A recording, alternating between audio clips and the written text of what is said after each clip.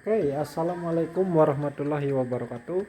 Ketemu lagi bersama saya. Jadi di sini ada TV LED SAP ya. Untuk tipenya itu 24LE 1700i ya. Jadi kerusakannya tuh sepertinya. Jadi kerusakannya tuh dia nggak bisa nangkep HDMI ya ini. Ini kerusakan umum di TV LED SAP ya. Ini nggak bisa nangkep. Ini udah nyala ya, pasti udah nyala. Ini nggak bisa nangkep atau nggak bisa connect HDMI sama AVI ya. Jadi kita coba. Kita ini untuk HDMI ya, dari setbox itu setbox udah nyala ya. Kita konekkan ya HDMI ke sini. Bentar. Jadi kita konekkan ya untuk HDMI-nya. Nah, seperti ini. Terus untuk kabel API dari setbox kita connect ke sini ya. Untuk kuning tengah. Ini untuk audio seperti ini. Kita connect ya. Jadi mungkin ada yang bertanya, kok ini nggak dipasang? Karena ini udah romakan ya, jadi ini udah nggak aktif ya tuh. Jadi ini udah saya tembak menggunakan adaptor ya, karena untuk power supply di bagian power supply-nya ini udah rusak ya. Jadi saya ngakalinya menggunakan adaptor ya. Ini tegangan 12 volt ya. Nah ini tegangan 12 volt. Saya gunakan yang 3 ampere udah cukup ya, adem. Jangan yang menggunakan 12 volt yang ampernya kecil ya, itu panas ke adaptornya. Jadi seperti itu. Nah ini udah saya colokin ya, lanjut ke pembahasannya.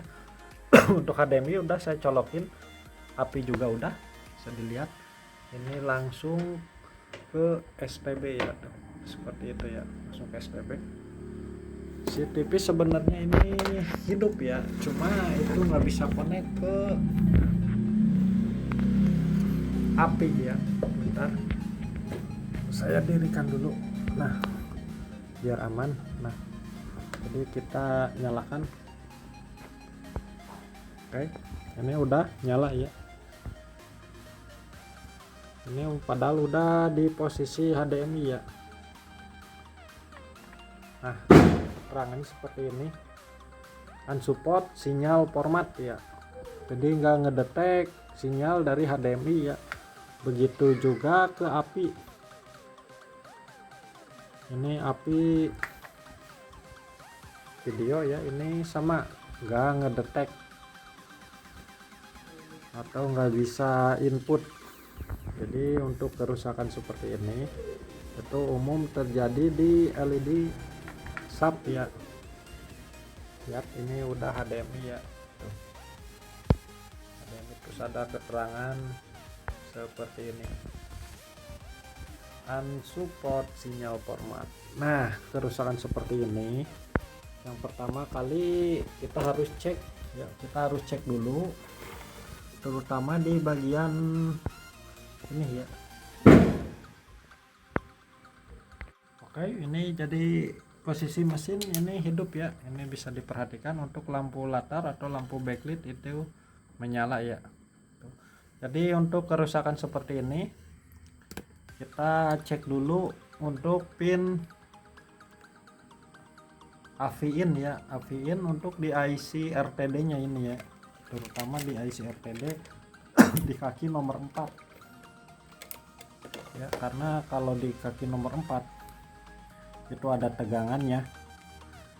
Berarti tadi udah saya ukur ya, untuk tegangan di pin kaki nomor 4 ya, yang ini 1 2 3 4 nih, kaki ini menjurus ke kapasitor yang ini ya. Nah yang ini itu keluar tegangan ya. Kalau yang normal itu nggak keluar tegangan ya, ini keluar tegangan. Bentar saya zoom di kaki nomor 4 ya. Ini untuk API 1 2 3 4. Nah, terhubung ke kapasitor ini ya. Nah, kalau yang normal itu harusnya nggak keluar tegangan di sini, sedangkan keluar tegangan ya ini untuk di ampermeternya. Ntar. Nah, itu di ampermeternya udah keluar tegangan ya tuh 3,2 volt ya. Harusnya kalau yang normal itu di kaki nomor 4 IC RTD ini nggak keluar tegangan. Mungkin ini kerusakan karena di IC chipset ini itu mengalami kebocoran ya untuk tegangan di apinya ya. Jadi solusinya kita harus mengganti IC RTD ini ya. Untuk kode IC nya RTD 2633 ya untuk IC nya. Nah, ya untuk IC nya ini menggunakan IC RTD kelihatan 2633 ya untuk kodenya. Jadi kita harus melakukan pergantian IC chipset ini ya. Kalau nggak pengen ribet itu kita ganti aja mainboardnya ya, satu blok. Jadi untuk solusi kerusakan seperti ini itu kita cabut dulu. Untuk kerusakan seperti ini kita mau gak mau kita harus mengganti IC chipset ini, tapi kalau gak mau ya kita ganti seblok ini ya untuk kerusakannya. Karena untuk tipe sub terutama yang 24 in atau 32 itu sering banget ya enggak connect ke API maupun HDMI dikarenakan rusak di IC chipsetnya ya ini. Terutama di kaki nomor pin 4 itu keluar tegangan. Harusnya kalau yang normal itu enggak keluar tegangan. Mungkin IC nya udah bocor ya tegangannya ke API, jadi otomatis si API sama HDMI itu enggak connect, enggak mau ngebaca. Jadi mungkin itu aja tutorial singkatnya untuk kerusakan TV LED sub nggak connect di HDMI dan API ya. Solusinya ganti mesin satu blok ini ya. Kalau nggak mau ganti mesin, ganti IC chipsetnya aja, tapi saya sarankan mending ganti mesin seblok ya, karena untuk pergantian chipset ini itu cukup beresiko ya. Untuk karena saya juga kadang ada yang jadi kadang enggak ya kalau masang chipset ini. Lebih baik ganti aja satu blok ini ya. Untuk harganya sekarang itu udah mulai ya kak murah ya di online, karena ini tipe lawas masih analog. Oke, jangan lupa tinggalkan like, comment, dan subscribe. Salam User Indonesia.